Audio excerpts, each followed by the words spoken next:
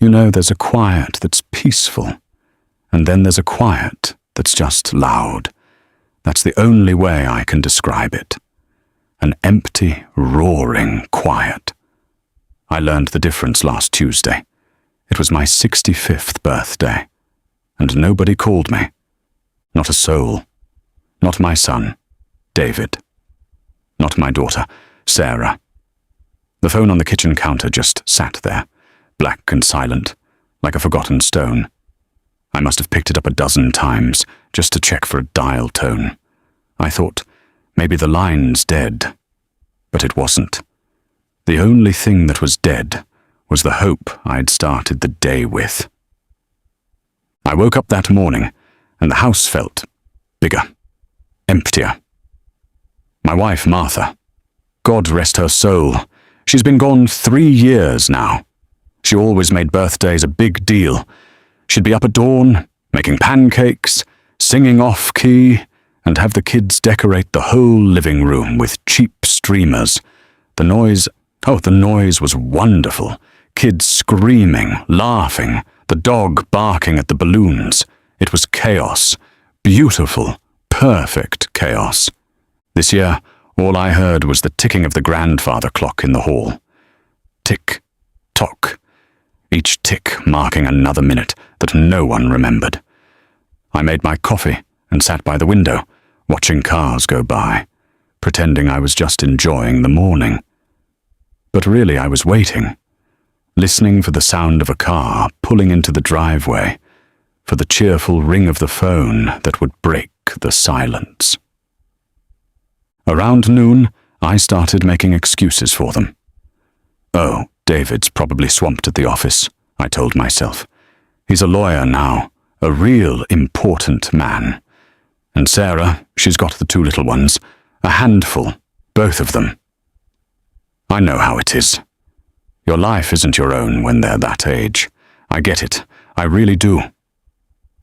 To pass the time, I pulled out the old photo albums. There's a picture of my 40th birthday. Martha had thrown a surprise party in the backyard. The photo is a little faded now, but you can still see the joy.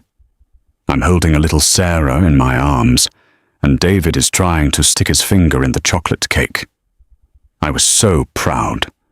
My whole world was right there, in that yard, laughing and shouting my name. I was the center of their universe, a father, a husband, the guy who could fix any broken toy and tell the best bedtime stories. I spent my whole life working for them. Double shifts at the plant so David could go to a good college. Long weekends fixing up the house so the kids would have a safe place to play. Martha and I, we didn't take fancy vacations. Our joy was watching them grow. Every sacrifice was a brick in the foundation of their happiness. We never thought twice about it. That's just what you do. You give your children everything, and you hope one day they'll understand. As the sun started to go down on my birthday, the hope started to curdle into something else. A cold, heavy feeling in the pit of my stomach. It wasn't about the missed calls anymore. It was about what they meant.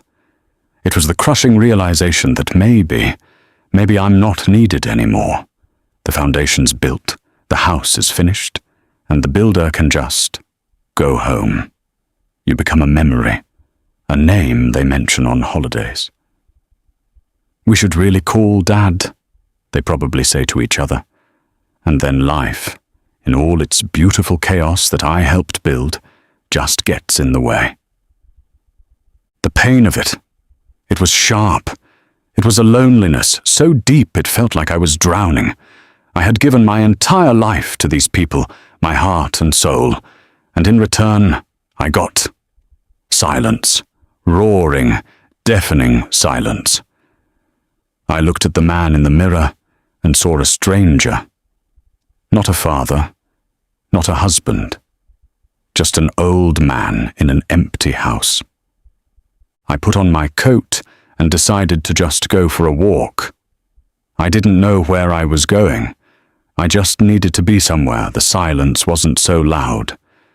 I ended up at the little diner down the street. I took a small booth in the corner and ordered a cup of coffee. A young waitress came over. A kid, really. Couldn't have been more than 20. She had kind eyes. "Just coffee for you tonight, hun?" she asked. I just nodded. I guess she saw something in my face. The sadness I was trying so hard to hide. She came back a few minutes later with my coffee and a small slice of apple pie with a single candle flickering on top. She leaned in and whispered, "My grandpa sits by himself sometimes. Looks a little like you do right now. I always tell him a little pie makes everything better." She smiled, a genuine, warm smile. "Happy birthday," she said, and then she left me alone.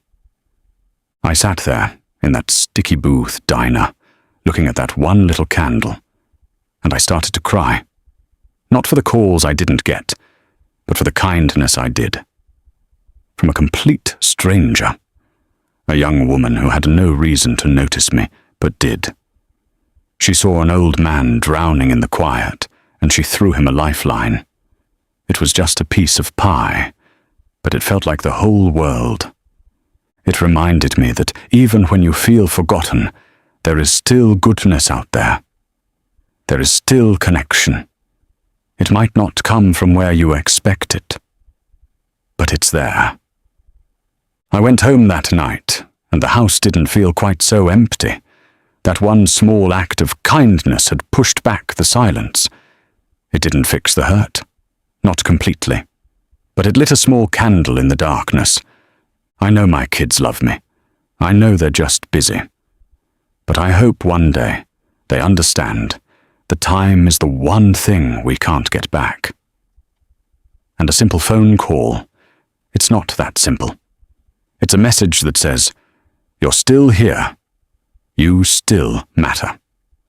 I hope they remember that before all their chances to call are gone. And I hope, if you're watching this, you remember it too.